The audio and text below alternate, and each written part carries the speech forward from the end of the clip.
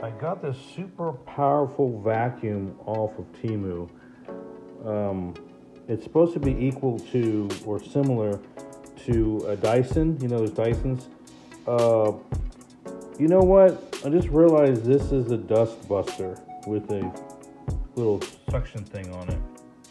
So don't always go by what you hear. You need to do your own research. Yeah, as you can see, I was a little bamboozled.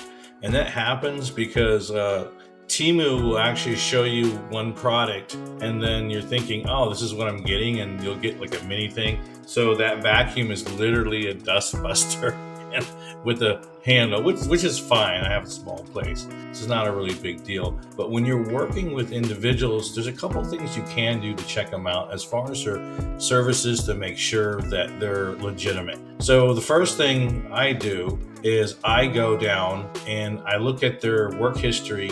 Of course, I'm familiar with their content, what their featured items are and things like that. To make sure the profile is on point. It has enough visuals and other PDFs to track things down or to check things out. But I also look at the recommendations.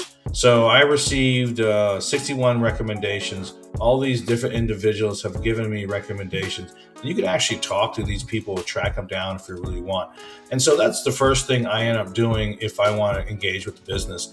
And believe it or not, even a lot of legitimate businesses don't have these recommendations. They're not really set up for success. The other thing is I have a reference and testimonial document. So this is my application Scoop. I'm known for creating Scoop. I'm a LinkedIn business expert, and Scoop allows me to do instant video for conversions for business. But here I have quick messages, and one of those messages is references and testimonials. So they're asking for testimonials, references. I already have a message. I can open them up and send them a DM just to show you what's involved in that. I'll go ahead and click this right here to show you the document. And so I have a references and case studies document, and I have quite a bit of pages. So if they want to dig through it, they can. And a lot of these are videos, some from the website, some from customers, what happened for these individual customers. And I have video proof that I've moved from 4K to 40K a month. I had some LinkedIn courses. I worked with methods that actually work with individuals and partners. So I am not an expert at everything. For example, Ed Forteau is an expert in the email arena. Although I know email, I wouldn't dare say I'm an expert in fixing those problems. And another good thing is pairing up with with potential partners and things of that nature. And so I have a series of photos and the recommendations. And the third thing I would suggest is go to the website, TheTroyAgency.com. You can go through there, take a look at the solutions, take a look at the website.